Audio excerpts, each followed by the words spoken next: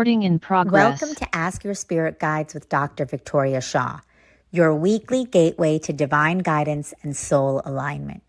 Each week, intuitive counselor and spiritual teacher Dr. Victoria Shaw connects with spirit to bring through live channeled messages from your personal guides, offering clarity, healing, and support on your journey.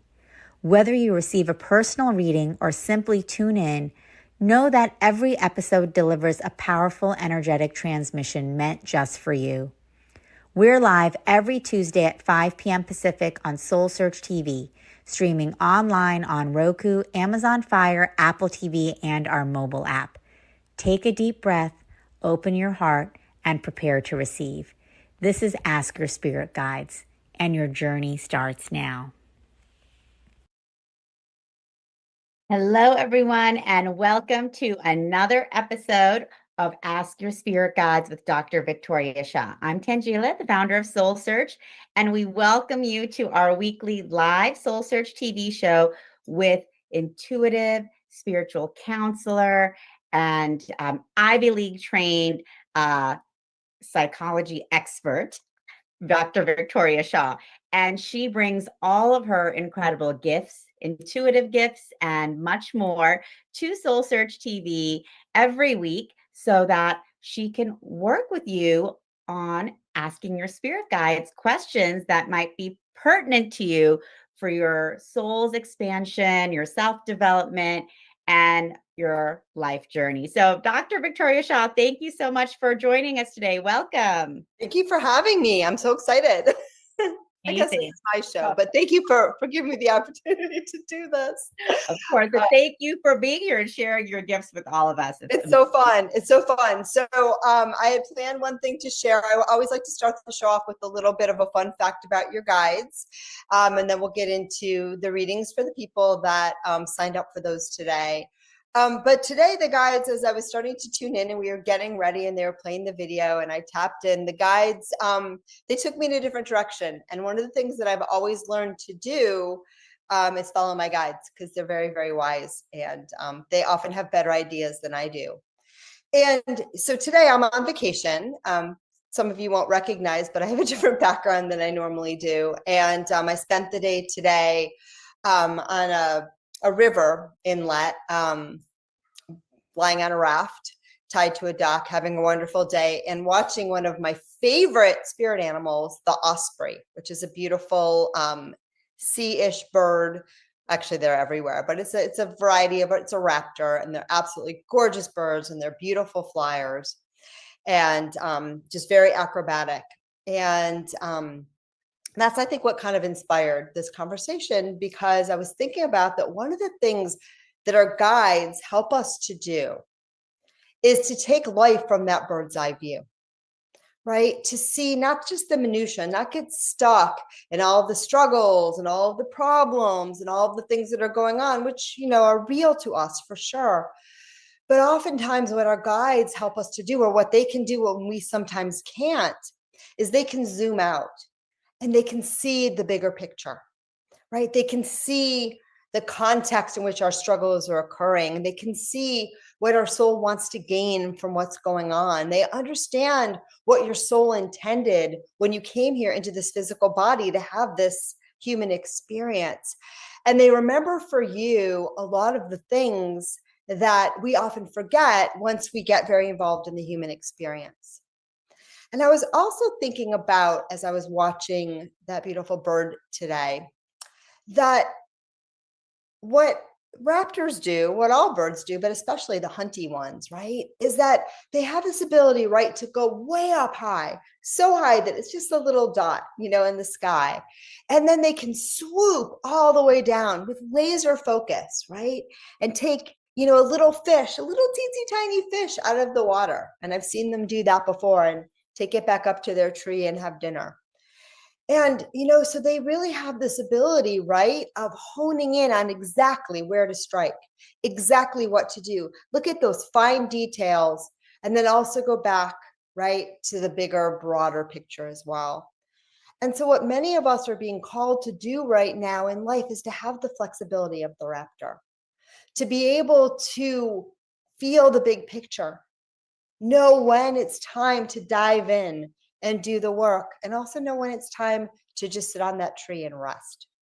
All right. And our spirit guides can help us to remember all of those facets of our being, right? And they're all within us too, right? And we don't necessarily need our guides to remember who we are. We don't necessarily need our guides to remind us of divine timing and the right moment. We don't need our guides necessarily to remind us when it's time to be hyper focused and when it's time to zoom out.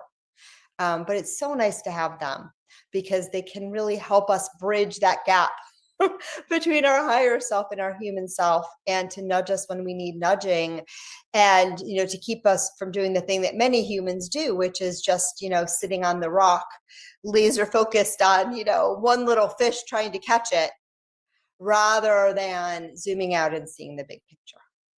Okay, so that's the message from your guides today, and also from my favorite guide, the Osprey and Raptors and Hawks. And that's all I got, Tangela. So I'm ready for the first reading. Wonderful. Well, okay, so let's bring Alice Shin up. Alice, if you'd like to join us, come off mute and come on camera, and you can ask your question to Victoria and your spirit guides. Beautiful. And Alice, I'm going to say a little prayer first to tune into your energy. And then it helps me if you have a focused question. You don't have to. I can feel in and see what your guides have to say. But it's always easier for me in group settings if you have a question. Okay. Okay. I'm going to tune in first. I'm going to ask the Ministry of Angels for myself and my beautiful client, Alice Shin, with your beautiful white light. As I open my heart to divine unconditional love and ask to connect to the raptors, are just like in my mind. I have to connect to my highest self, guides and angels, and those of my client, Alice. It's to be a clear channel with which to receive and communicate their wisdom. I ask to let go of any expectations I have towards the outcome of the work that we do together today. And I ask that the outcome of this work serve the highest and greatest good. Amen. And as I tune into your energy, I do feel that you have a very powerful energy. And you're one of these people, if I'm reading you correctly, so sometimes your energy can get diffuse and you can kind of not know what you want to do. So when that happens, that can be a little bit challenging for you. But I also get, my friend, that like the raptor, in those times in your life when you are ready to dive and you put all of your energy and focus at one thing, you always catch the fish. Okay. Mm-hmm. And there's a lot of power behind you. So just remember that. Thank you. Right. What is your question, Jane? What would you like me to focus on? I guess I want to know more about like what will happen for me in terms of housing, like moving to a new place and new environment, and how that will work out for me in the future, and just like how it will feel for like everyone that is involved too, okay. Like my partner. Okay. So you're looking to move into a new place? Yes. New city too. New city. And do you guys know where you're going? We're thinking of moving back to the Bay Area. My family is there, so. And who else is in your family? Actually, just first names, because they didn't agree to be here. Oh, my sister, her name is Emily. Okay. And then I have 2 nephews and niece. I don't know if you need their names. So are you all moving back together? Oh, no, they're now. Yeah. They're in the Bay Area already. But I'm moving with my partner, and his name is Riley. That's all I needed to know. Yeah, just so I can get a vibe of both of you. He's very supportive. So it feels like, and do you have to move, or you're just trying to decide where to move? I need a little more context so I can understand what your guides won't do for you, even though you would want them to, at least not when I'm talking to them. Other people might have a different take. They're not going to tell you what to do. Right. They may nudge you in a certain direction if that, but they're always following your intention. So you have an idea, you have a plan, you have a desire. And again, sometimes we laser focus and we think, I don't like the heat here in Austin. And so I just need to move somewhere cool. And Mm-hmm. again, that's the human way of doing things. Sometimes the higher way of doing things is your guides, they have all the information about everything you want, and they don't see things in a binary way. So they may find you a place that is a little warmer but has better air conditioning, like they see it all. Mm-hmm. But I do feel like there's a particular fear or discontent of where you are, and a longing to relocate that's coming from a place of unsteadiness and unsureness rather than a clear directive that this is the right choice. Mm-hmm. Does that resonate so far? That does resonate, yes. Mm-hmm. Okay. And so what your guides want you to know about that, first of all, moving back to family is sometimes a very smart choice when you feel unsettled and you just want a place to land where you know what I mean, that you're going to be safe and be with your tribe. Okay. So if that's the case, it could be a great waylay point. Mm-hmm. But what they're saying is maybe the first question that I should ask you again is, what's uncomfortable about where you are now?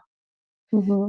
Because sometimes when we move from a place of discomfort, seeking comfort, we find more discomfort in different varieties.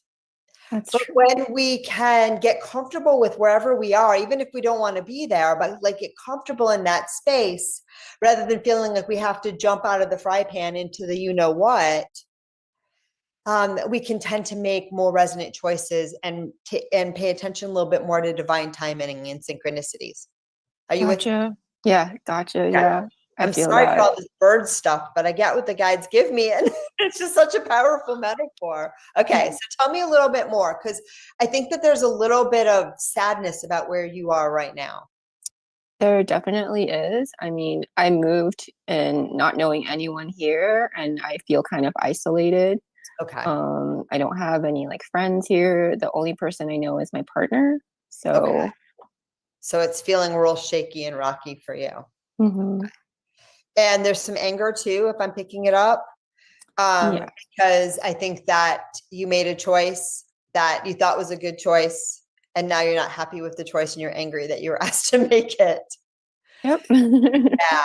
And so, your guys want to say about that for sure, feel it, allow it, but you tend to, if I'm reading you correctly, it's anger's not a comfortable one for you. You're No. one of those, if I have anger, it's like I just swallowed a sword. And Mhm. so take the sword out of your mouth, please, because that hurts.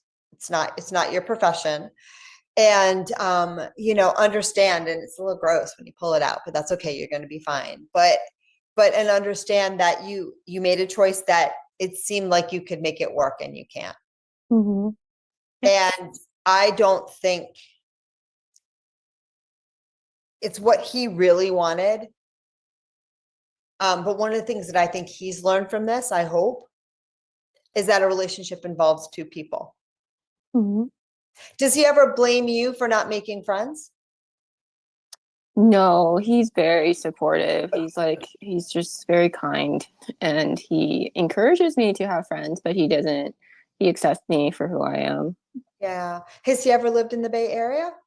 Yeah, we both have actually. And I think he has a little resistance just because he's already lived there. Okay. And he likes to move around? He doesn't really like it anymore. He used to, but I think he is more fixated on like kind of like settling somewhere and just building something. Got it.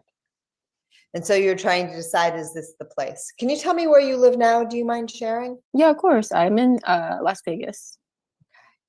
Yeah, that is not your energy. I agree. That is not your energy. And honestly, that's not his energy as well. He is definitely more gregarious, more outgoing than you are, more comfortable, and much more willing to put himself out there. It's just easier for him. I feel Hmm. you're probably a little bit more introverted, a little more careful, and not as trusting of people. Hmm. So it's a little bit harder for you to put yourself out there with new people that you don't know, that they know, because I feel, if I'm reading you correctly, that um, you're just, you just like people that you already know. Hmm.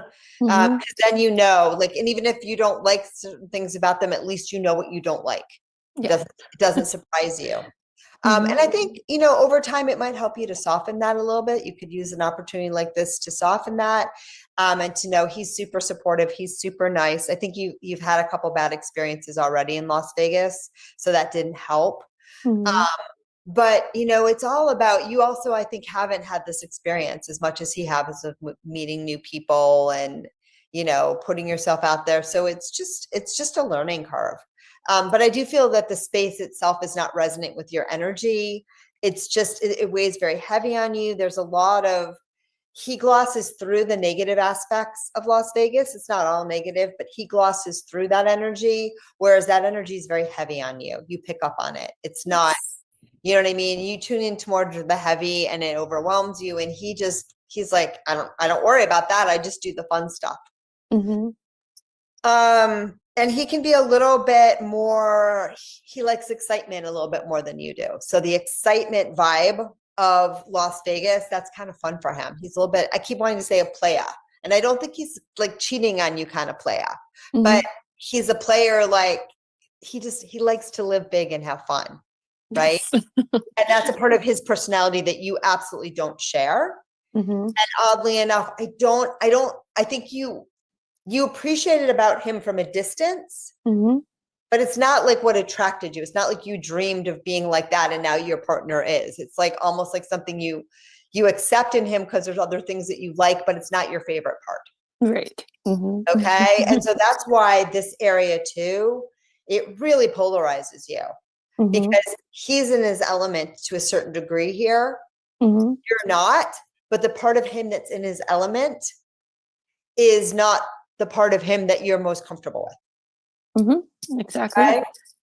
So the Bay Area, I'm going to try that one on for size. One thing your guides are saying that you don't just have two options, and that part of your desire to go back to the known is because you got a little bit, you know, ruffled and a little almost traumatized by some experiences here. And at least there you're coming back to the flock. And you know the flock loves you and you know who your people are.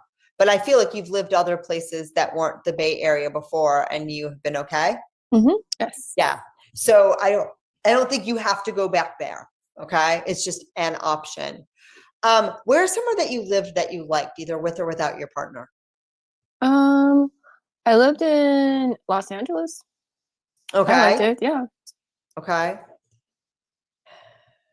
He thinks that's too expensive.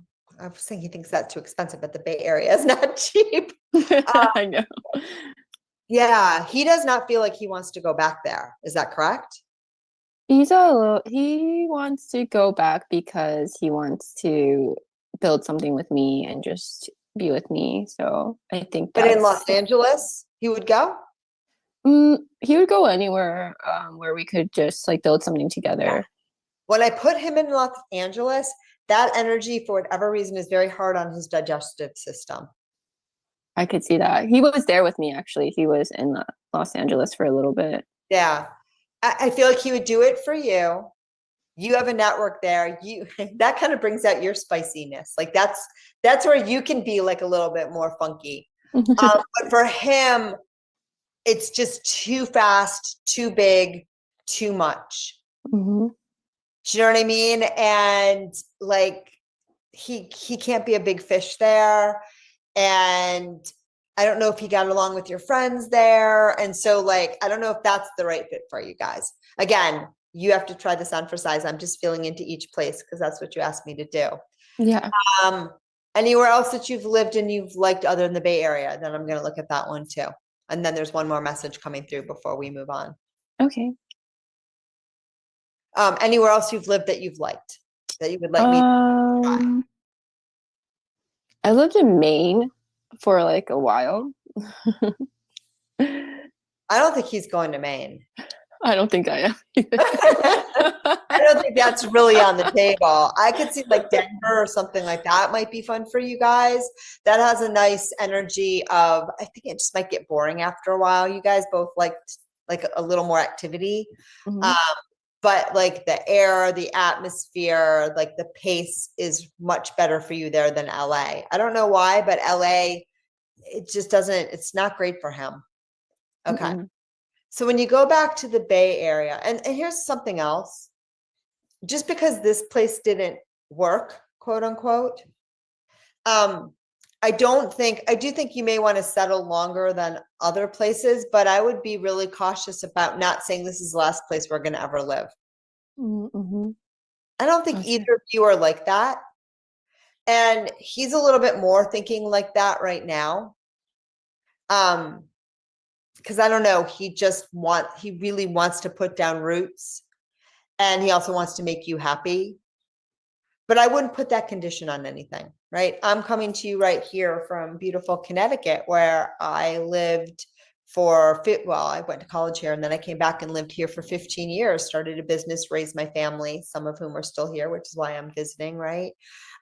It was great. I loved it. It was exactly where I was going to build the foundation of my family, until one day I said, okay, my journey at this spot is done. I'm moving on. And again, it's okay to want to be born and, die in one place. There's no need for moving around.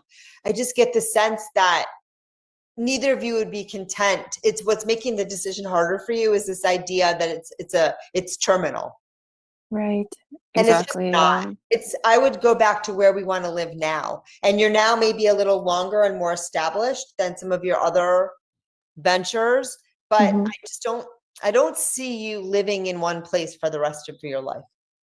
Yeah, I don't either. That's I'm just kind not your temperament.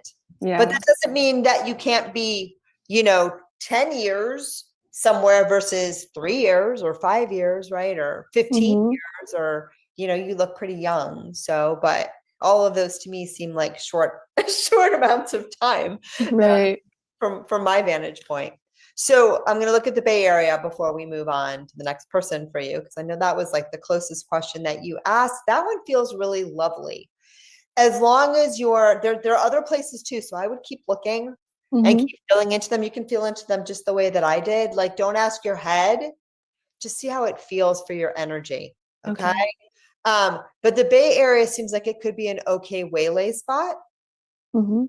And, but they're also saying whatever happened in Vegas that kind of got you shaken while you're in Vegas, like, see what you can do. It's not about those people or that situation or undoing it, but to really like say, what did I learn from this? What did I gain from this? How am I a stronger person?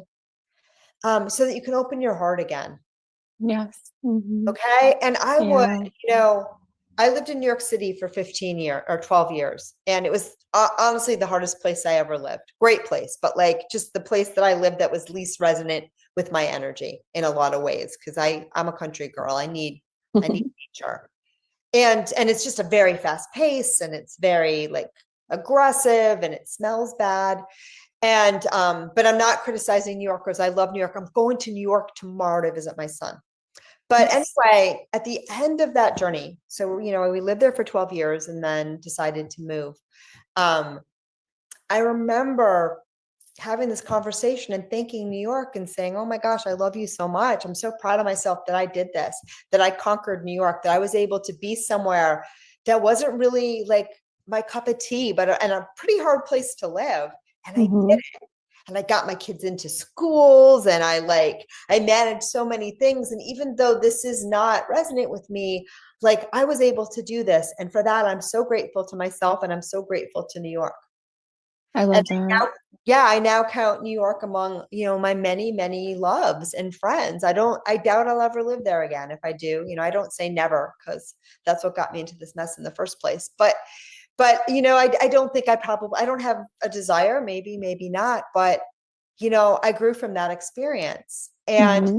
making peace and saying, like, at the end, this wasn't the easiest thing I ever did, but I grew a lot from doing it, I think made a smoother transition to the next place I went. I Right. love that. Yeah. Yeah. So the biggest takeaway from this is you're not hopping out of the fry pan. Yeah. Turn down the heat, find some peace here, and then your choice will become very apparent. And it's not the last place you'll ever live. It's just where you want to live next. Gotcha.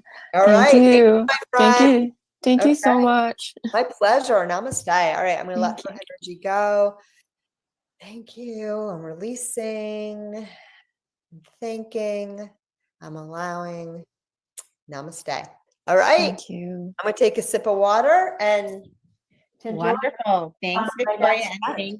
thank you, Alice, for joining. And I think a lot of people resonate with that one because we're still in a period of time where a lot of people are moving, or sometimes we're making these big decisions out of reactivity, right? We don't feel comfortable where we are and we're like, I got to run. And I often say, unless the building is on fire, sometimes it's better to sit a little bit, get quiet, so that you're making a choice moving towards something than moving away. Because oftentimes when we're moving away, it's like the little tin cans on the car are like still coming behind us, making a lot of noise. Like we often bring whatever was bothering us before with us, at least to some degree. Oh, wow. I love that. Beautiful. Thank you, Victoria. And so I'm bringing up our next person, Sam Pollock. Welcome, Sam. Sam, hi. Hi. Hi. Good to see you today. I'm going to tune into your energy. Sorry, my water went down the wrong way. So I'm going to try to be able to speak, and then I'm going to say my little prayer and we'll get to it. I'm going to ask Ministry of Venus for myself and my clients. I cannot say it, but say it again for me. Psalm. I realize it's a word that most people can pronounce, but my brain will not do it. It's open my heart to divine unconditional love and ask to, oh, you have such a beautiful energy, and ask to connect to my highest self, guides, and angels, and those of my client. To be a clear channel with which to receive and communicate their wisdom. I ask to release any expectations I have towards the outcome of the work that we do together today. And I ask that the outcome of this work serve the highest and greatest good. My friend, when I tune into your energy, there is like such a you have such a peacefulness about you. It's really, really, really beautiful. I don't know if you're looking at me like no one's ever told you that before, but it's really, really beautiful. You have like this lovely calm about you. That's a pleasure to behold. But how can I support you today? Thank you. So my life right now is in this extraordinary transitionary phase. Okay. And it has been testing my last nerve. Okay. So maybe that's where the peace is coming from, is I'm learning to have to relax every anxiety known to man. And I guess what I'm wondering and hoping to understand is what is the plan? Like, what is the plan? Like, where is this? And I suppose that is anxiety at some level, but I just want to know like where this is going, and if there is a moment coming where things come together soon. I don't want to give a ton of backstory. I think before you give me details, here's what I want to do. I want to hear what your guides say with zero details. And then if we need to flesh it out, I'd like details as well. Because sometimes I get different reads, like sometimes it's helpful to have details. But I'm going to tune back into your energy. Wow. They say that you've kind of, the image that I have when I tune into your energy and I tune into your question and your situation, it's like someone who's come out of the sea and you've just been like batted around, and maybe like the boat went down and you just came out of the sea and you're all wet and you got the blankets around you, but you're like so wet that like nothing can dry you off, and you've just had it. And they say you've really been battered around a lot by life as of late. That's the verbiage that they are using right now. She's been battered, okay? And let me get this from them. They say at times you're working at cross purposes. And I think what they mean by that is that sometimes inadvertently you work against yourself. It's like you'll move in one direction and that doesn't work. And then, you'll move in another. And so a lot of times, here's another example that they're giving me. Okay. And in another business lifetime aspect of myself, I have a retreat business and I own a retreat property, and I'm participating in this big summit coming in October in San Diego. And one of the people that's going to be speaking at the summit, I'm sorry, this is a long backstory, when we were interviewing her to see if we wanted her to speak, was talking about what do you do when you're trying to sell your retreat and no one's buying it. And, we've had this in every aspect, right? You're trying to sell something and it's not filling. And what she was saying is, like, when people have that experience, a lot of times they make choices that make the problem worse, not better, because they panic. Okay. And I feel like with you, what's happening is it's like you're trying to watch TV and you watch a little bit of one thing and you're like, I don't like that. And you change the channel. And then you put another one on and you don't like that. And you change the channel. And at this point, you've changed the channel so many times that you're just spinning around. Does that resonate?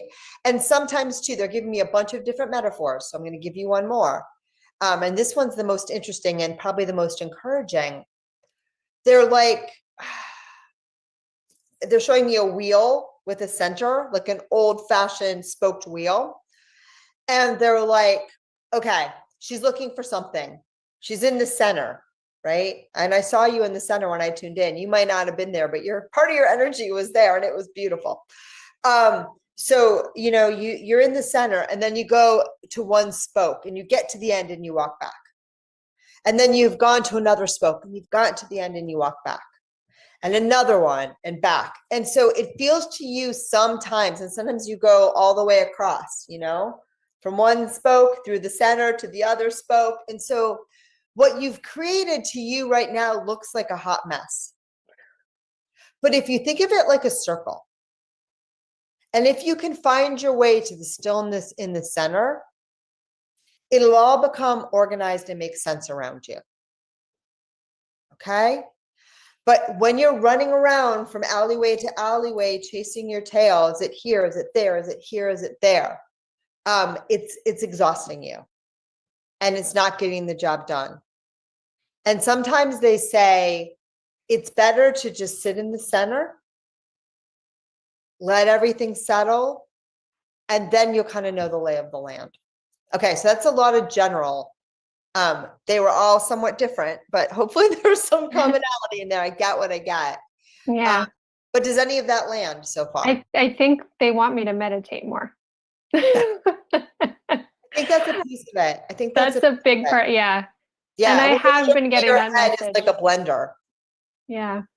Yeah. I think that right now there's just so much going on. Yeah. That meditating is almost anxiety inducing on its own, because all it does is it reminds me of like everything that I have to figure out. And I'm like, I have to be so like strong to say, okay, no, we're going to go back to the center. And somehow this is all going to get worked out. But it's a practice right now, because you're just running around on the spokes wheel and you're making, I don't know, when I was a child, we had this thing called spirograph. You're making a very pretty pattern. It's not even like spirograph. It's like little strings that you're putting on all the little spokes of the wheel, and it's making a very interesting pattern. But you're exhausting yourself, and the wheel is the wheel. It's not going anywhere. And you can ask me specific questions too, if there's specific things you want guidance on. I do feel like there's been a lot of stressful things, like that's the boat. Like there's been some kind of loss or some kind of like just a lot of battered up. Like there's been a lot of stuff coming at you. Okay. Yeah. A lot of stuff coming at you. But also, and I want to get this from the guides, because this is something I would say to anyone. And I'm sorry, the guides are laughing at me. My guides can be so spicy. Sometimes they're just like, just tell her what you want to tell her. All right, I'll tell her what I want to tell you, and then we'll see if that's what they wanted to tell you too. The other piece is when you go back to the beautiful example that they gave us at the beginning with the bird, right? Human beings often are like, dive, dive, dive, dive, dive, dive, dive, dive, you know what I mean? Or just sit there and chase one particular fish, or, they're scattered. But if you saw this osprey sitting, on that branch across the river from where I'm staying right now, or if you see them, scanning the sky, right? They're looking for the opportunity. They're not in a rush. They're really patient. Their minds, which they don't have, thank goodness, that's why they get to be so beautiful and still and powerful, right? Are still, right? They're just waiting for that moment when they know, and then they go. I saw a little bird today grab a bug, and I noticed the bug kind of walking. I was like thinking, what kind of bug is that? And the next thing I know, a little bird hopped out of the brush, and that kind of bug was bird food. That's what kind of bug it was, right? And they both just know, right? The bug knows when it's time to go, and the bird knows when it's time to get the bug, because they're in sync. They're in sync with themselves. They're in sync with nature. They're present. So things that bring you presence will help. It does not have to be meditation, my friend. Anything that brings you stillness and peace. It could be your creative endeavors. It could be you're very ungrounded. So it could be walking barefoot on the beach or the dirt or the grass or wherever you live. It could be drumming, because that feels really good for you. Anywhere. It could be just getting hugs. Okay.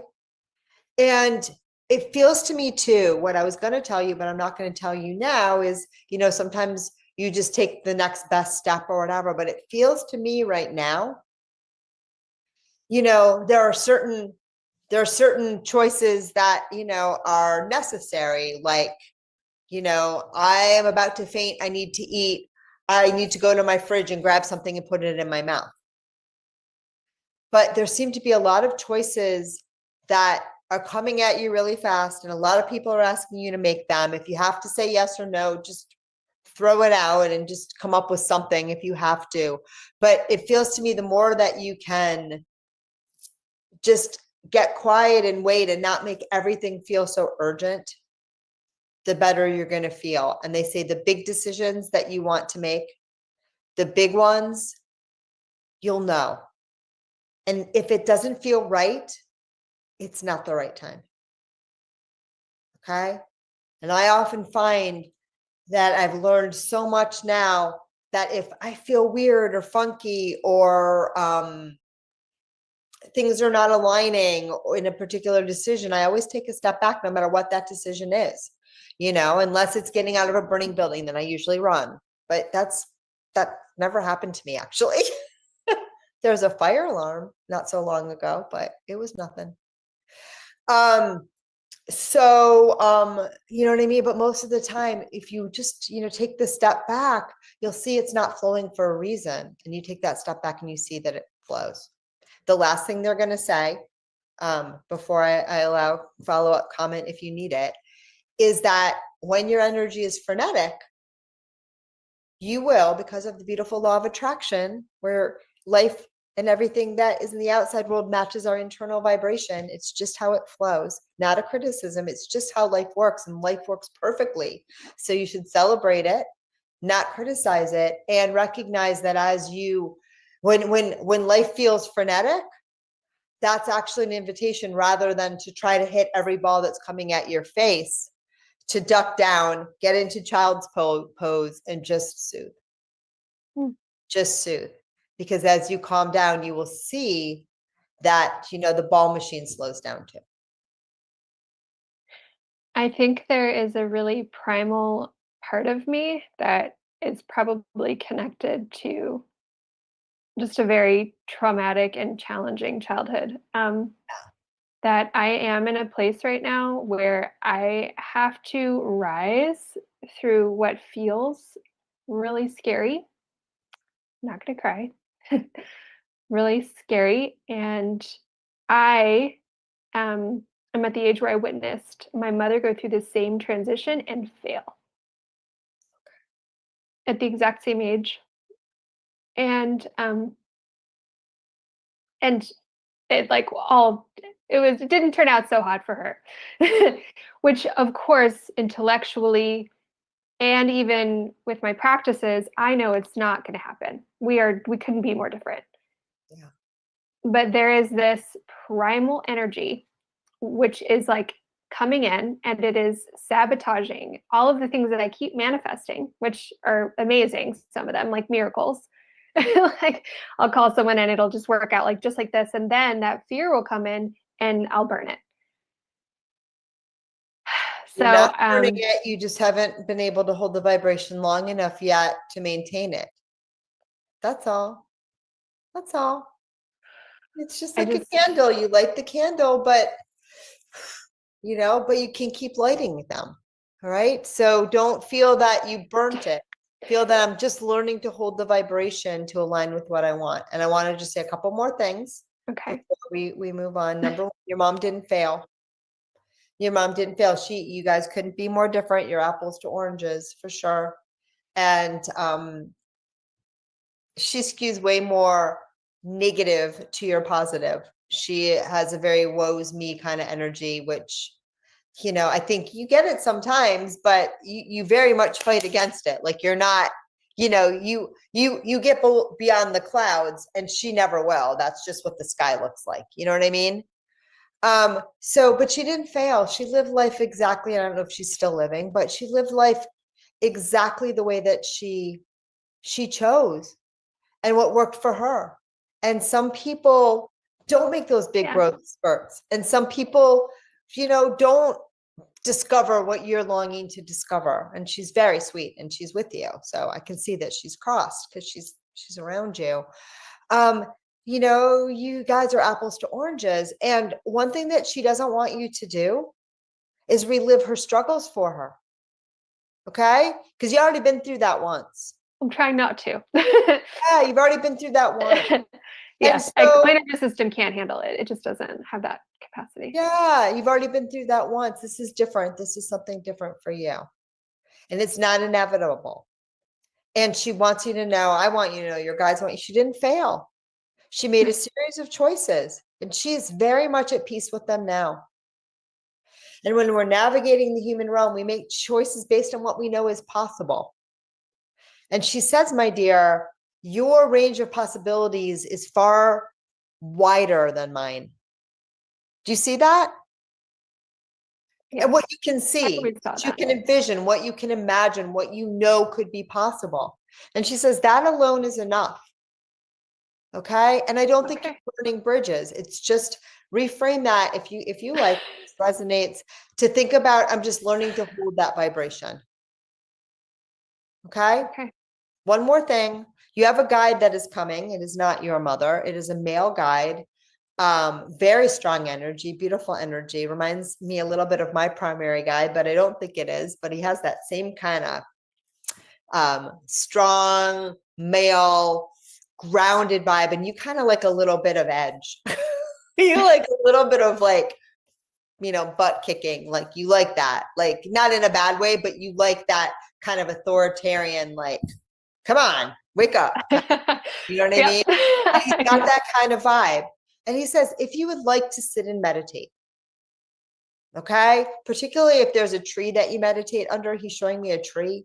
I don't know if that's accurate, but he's like, if you'd like to sit and meditate under that tree, invite me with you. I'll sit with you. I'll hold the space for you. You'll feel the space. You'll feel his energy. His energy is very grounding. It's very, and I'll hold the space for you too. So you'll know that you're safe. And together we can retrain your nervous system. Okay. And you said put a bar really high. Meditating could be 30 seconds. You know what I mean? So not an hour. If you want to do an hour, do an hour. But if your bar is an hour, sometimes, you know, some seasoned meditators say it doesn't get fun until you've done it, you know, doesn't get good until you're a half hour in. I don't know. But no, it could be 20 minutes, 5 minutes, 30 seconds, whatever it takes. But he'll sit with you and he'll meditate with you. And I think that you'd really like that. I think that he'd really like hold the space for you. And I see a very specific spot that would be very good for you. You can do it anywhere, but this spot looks so good. And I think that'll be really good because you're also recognizing the desire to retrain your nervous system to experience a little bit more of that calm, clear vibration. That is who and what you really are, I promise. I saw it. Yeah. Okay. Sending you so much love, my friend. Thank you so much. You're so very welcome. It was really nice. All right. So we're going to release. I'll let you go. I'm going to thank you. I'm going to release any attachments. I'm going to release any expectations, and I'm going to say namaste. Okay. I'm going to drink some more water, hopefully correctly now, as Tangela gets me the next person. I'm not watching the time, so you'll tell me when we're done, right? Yes, I will. Thank you so much, Sam. That was beautiful. Blessing. Okay, great. And then we will bring up Audi Fernandez next. So Audi, if you want to come off mute and come on video, that would be wonderful. Hello. All right. Hi. How are you tonight or today? Is it night everywhere now? It's still day for me in Washington. Okay. It's night here where I am. All right, I'm going to tune into your energy, my friend. You've seen it now, and then we'll find out what your question is. I'm going to ask the Ministry of Angels for myself and my client, Audi, and just with your beautiful white light. For you, bubble for me, bubble for us. Let's open my heart to divine unconditional love and ask to connect to my highest self, guides, and angels, and those of my client, Audi. It's to be a clear channel with which to receive and communicate their wisdom. I ask to let go of any expectations I may have towards the outcome of the work that we do together today. And I ask that the outcome of this work serve the highest and greatest good. Amen. All right, what would you like guidance on today, my friend? I think I would love guidance on what it is that I'm meant to truly embody in this life and why it seems that I am struggling to sync up with it with consistency, and certainty.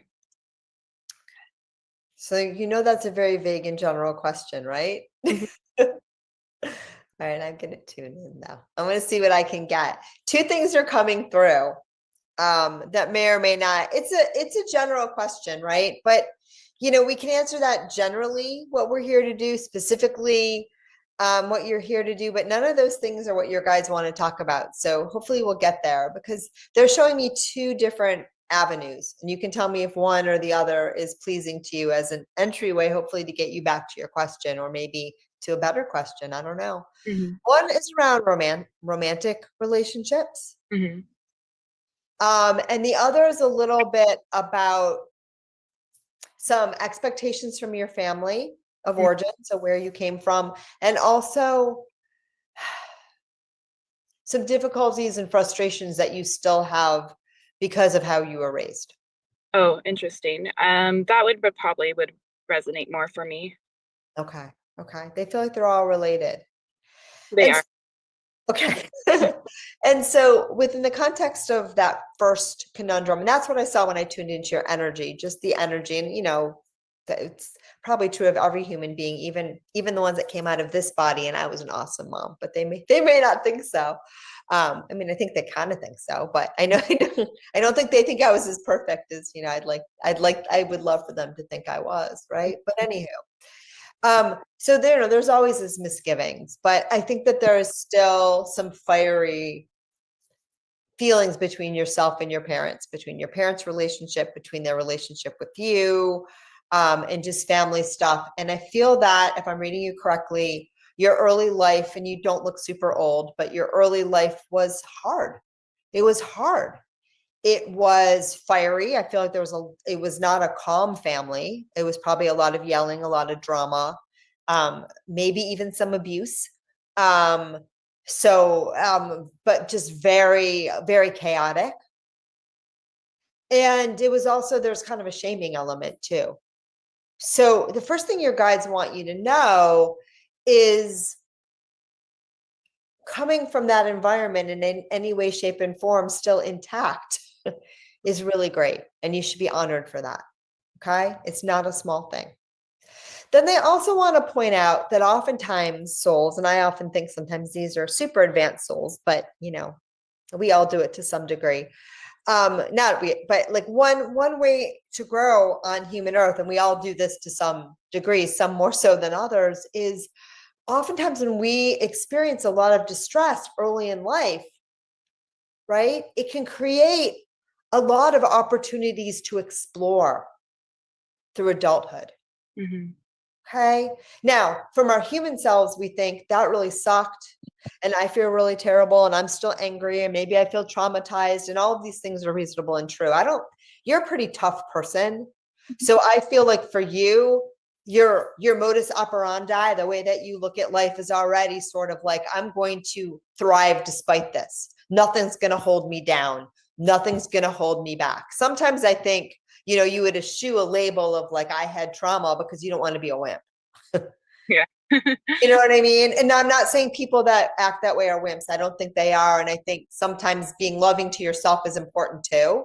But I also really appreciate your kind of can-do attitude and your sense that I'm not going to let anything hold me down or hold me back.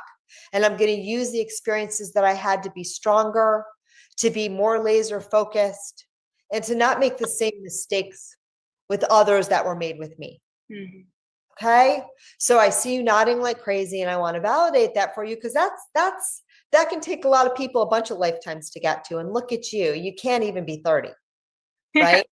So, you know, like, well done, bravo. Okay. And sometimes that alone is enough. Okay. I think there's things that you want to do in this life. And I think sometimes the residual anger and resentments that you have, because I don't think it's all healed yet, but you're doing a great job. Sometimes make it so that when you get frustrated and you don't know how to express yourself, or you don't know how to express yourself properly, you know, now I won't say properly because that sounds very judgy, but constructively, because God knows no one taught you how to do that. And what worked in your family of origin, to the extent that it worked, but what worked for you probably was a combination of saying expletives like no, stop, being aggressive and setting a very high physical boundary, and probably also cutting off and walking away. And it feels like neither of those things are like intrinsic to your nature. It's like not how you want to be, but it was just how you had to be to survive. That was the best choice for you as who you are in that family. Okay. And so moving forward in other relationships and other things, one of the things that I invite you to do, first of all, is know that the world is safe. The world is really safe. And as an adult, and you already see this more and more, you're going to attract the people and the experiences that are going to be a lot more resonant with how you want to be and who you really are than where you came from. And where you came from, they were doing the best they could, by the way, even if they weren't. They weren't, but they were. They were doing let me rephrase that. They were doing what they knew how to do. And they don't know any better. But you, my friend, are not going to repeat that cycle. Okay? Because you know better. And now what you need to do is get confidence in yourself, learn how to navigate tricky situations like conflict. Because I feel that if I'm reading it correctly, there's a little vacillation between cutting people off, or sometimes being too aggressive, or waiting to the last minute and then letting someone have it and they don't even know what they did wrong. And I think like eventually you're going to learn how to set healthy boundaries. Learn that you don't deserve anyone in your life that doesn't make you feel good for an extended period of time. You know, sometimes someone's gonna, you know, mess up and do something stupid, and you can decide once or twice if you can live with that, as long as they promise to clean up their act. But by, you know, the third strike, it's really fine to say, this isn't what I want in my life. I'm sorry. No judgment, but sayonara. Okay. But these to me to be all the things that you're learning right now in your life. Okay. For job or for work, if that's where you want to drive your purpose from, and they don't have to be, your purpose is just being you and walking this beautiful journey that you're doing such a good job of navigating. And, you know, you're doing it like a rock star. You're just where you should be. But I feel that for work, you're better when you have a lot of independence in the work that you do and a lot of leeway. It's not that you can't work for anyone else, but it really frustrates you. And you have a lot in your space because of how you were raised. A lot of things feel unfair because life felt really unfair early on. Okay. And so oftentimes as a burgeoning adult, you're an adult, but you have a very young energy. You tend to attract experiences sometimes that play the unfair card because that's just what you're used to. Okay. So I'd love to help you get away from that a little bit. But ultimately, you really do better if you have a lot of freedom to kind of do things your own way and your own thing. And when something does feel unfair, What I want you to do is say, sometimes life is going to feel like it's aligned with me. And sometimes life is going to feel like a hot mess. And I know I can thrive and survive either way and make the best out of every situation. And I will keep guiding myself towards more and more situations that feel right for me without having to worry or protect or judge or micromanage or fix. I'm just going to know that sometimes things are going to feel good and occasionally they're not.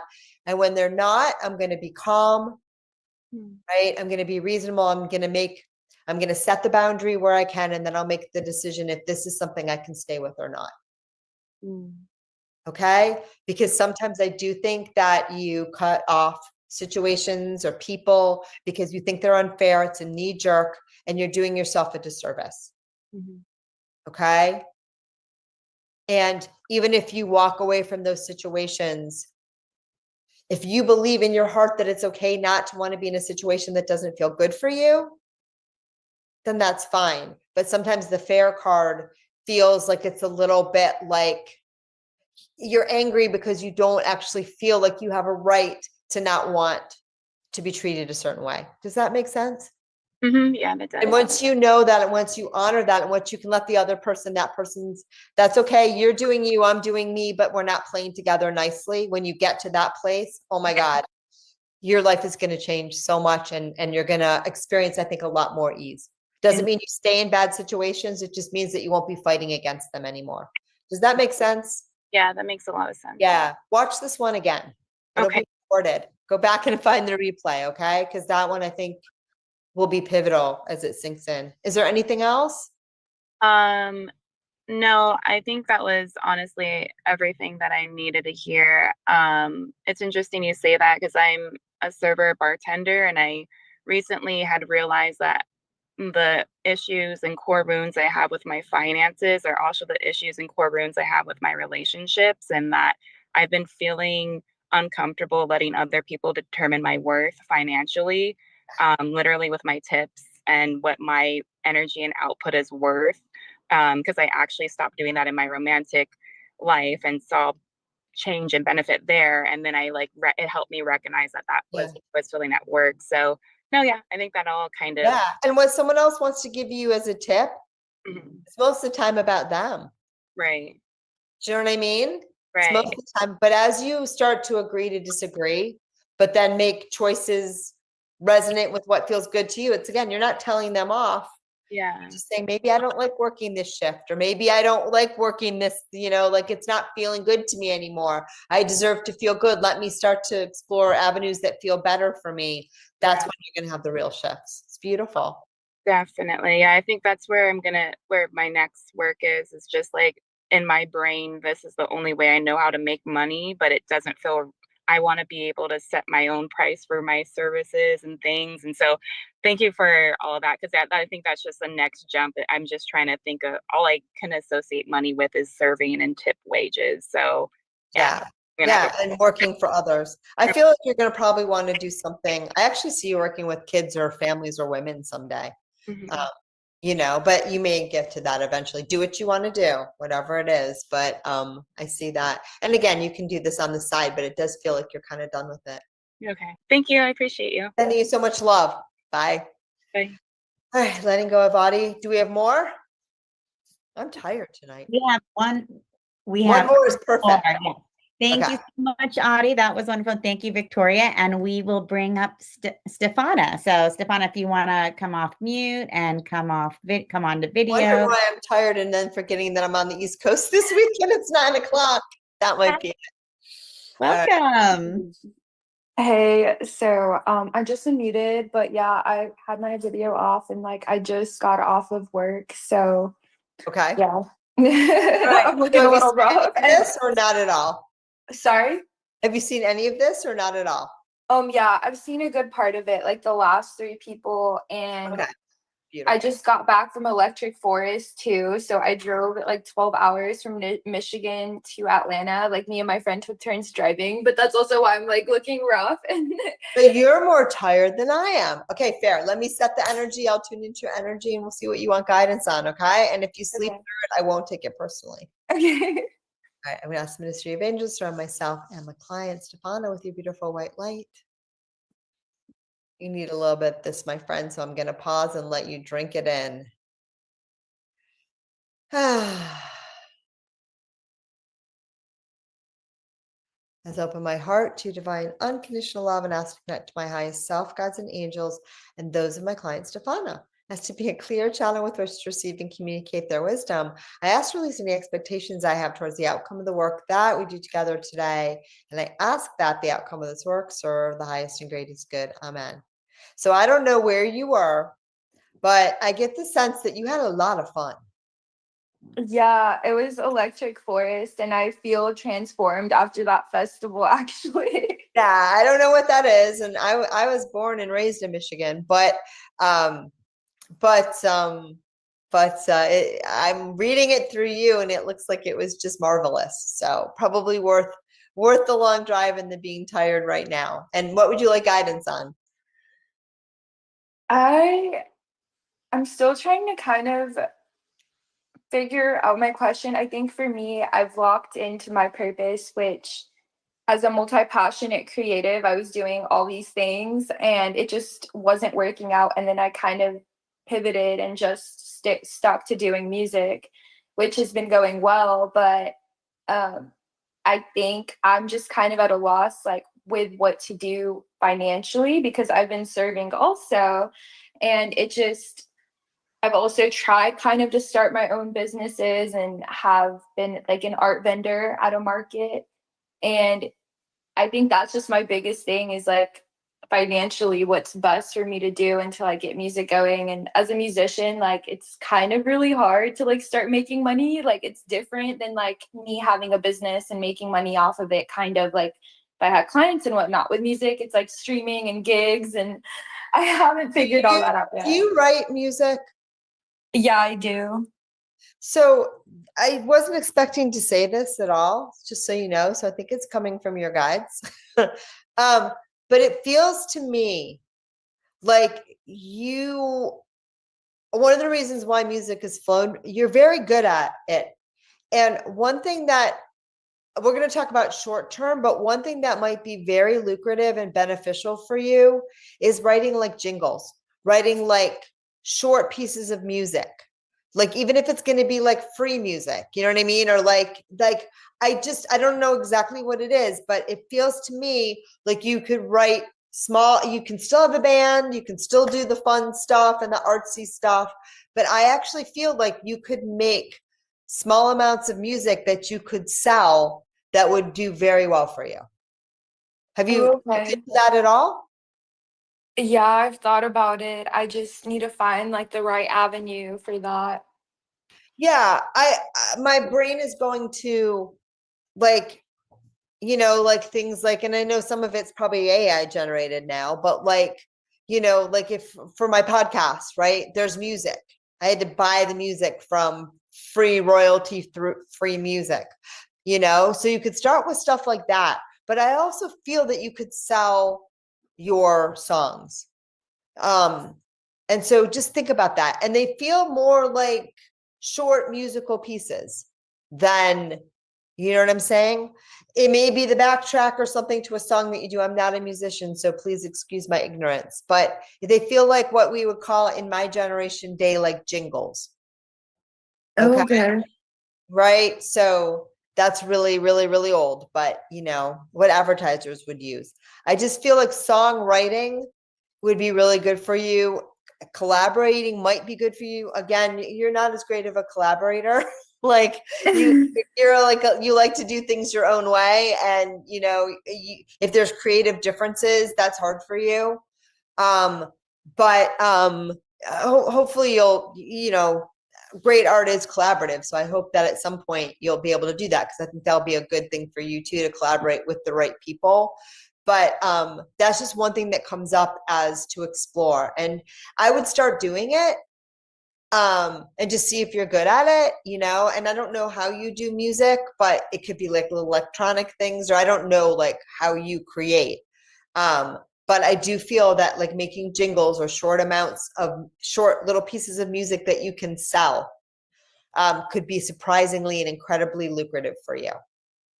Okay. Okay. And that's just random. So like that, I wasn't thinking that I would say that to you at all. And then the other thing your guides want you to say is that you have kind of your own unique kind of quirky nature. You know what I mean? You're not,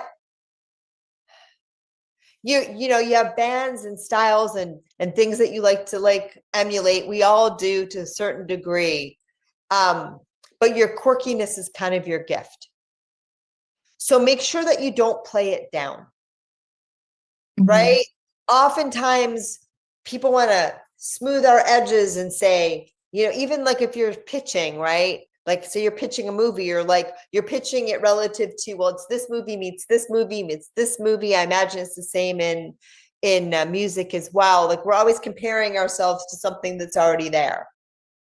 And it's okay to do that as a little bit of as an exercise, but what you need to know is that your uniqueness counts, and your uniqueness is your package.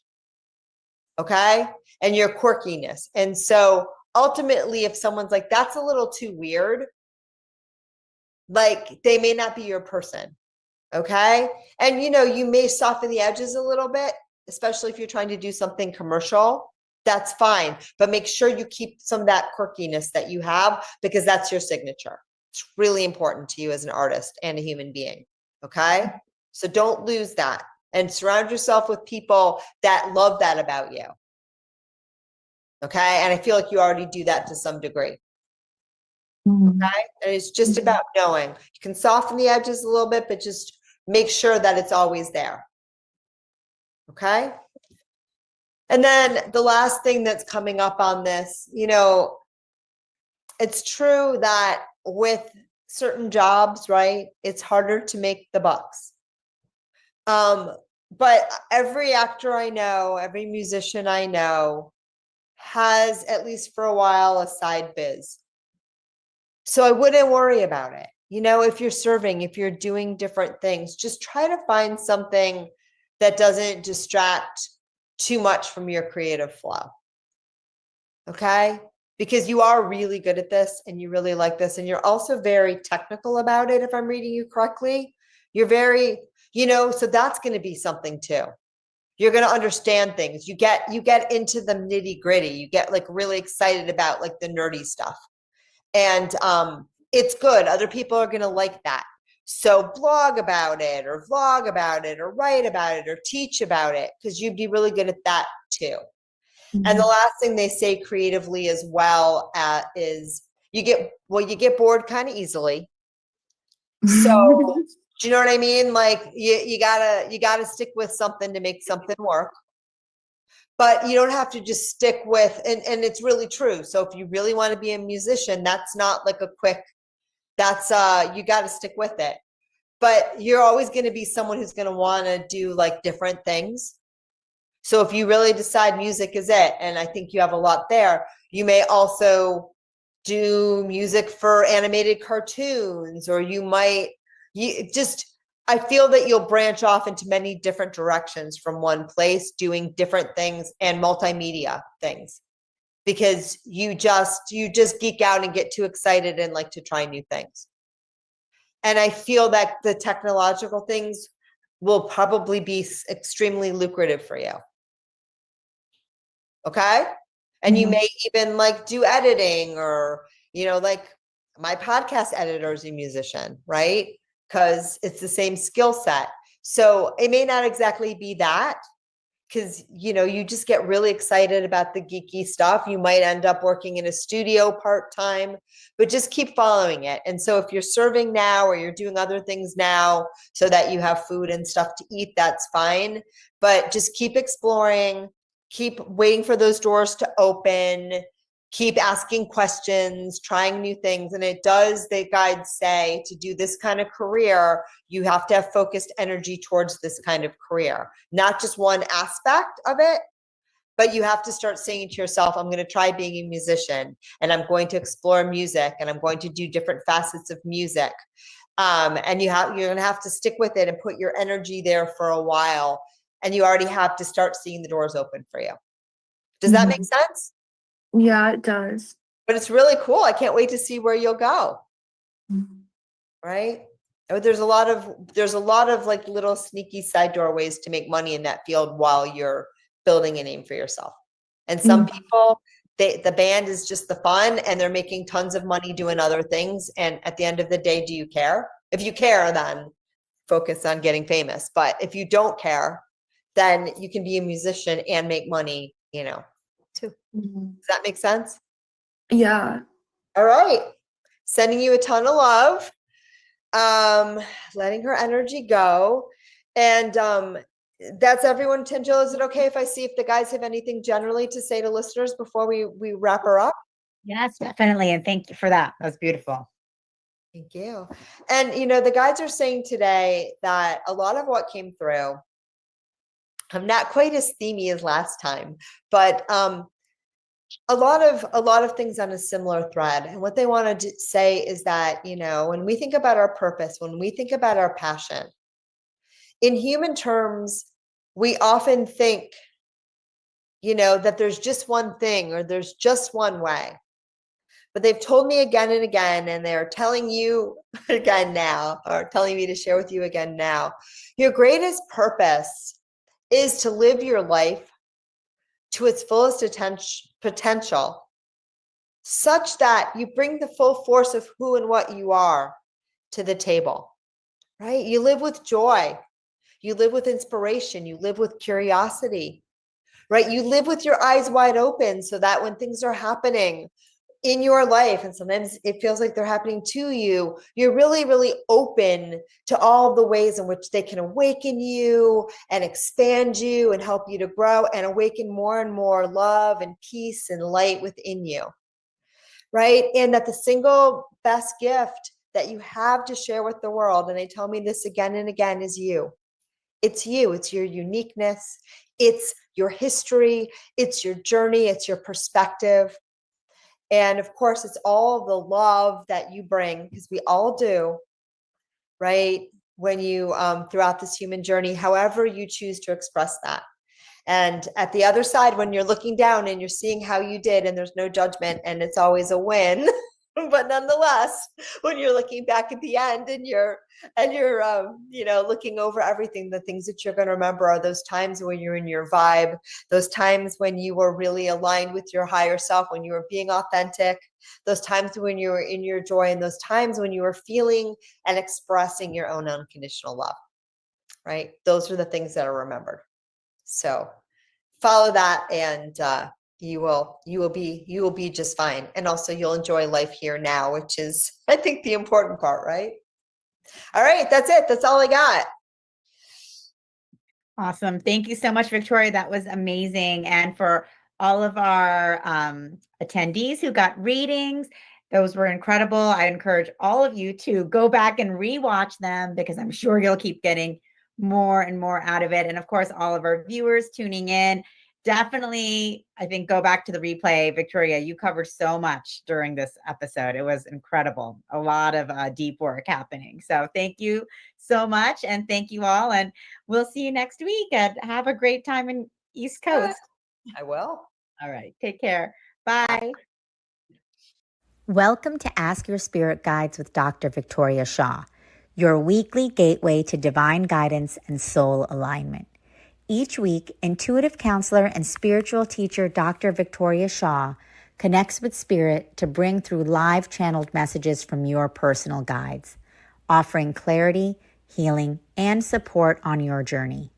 Whether you receive a personal reading or simply tune in, know that every episode delivers a powerful energetic transmission meant just for you. We're live every Tuesday at 5 p.m. Pacific on Soul Search TV, streaming online on Roku, Amazon Fire, Apple TV, and our mobile app. Take a deep breath, open your heart, and prepare to receive. This is Ask Your Spirit Guides, and your journey starts now.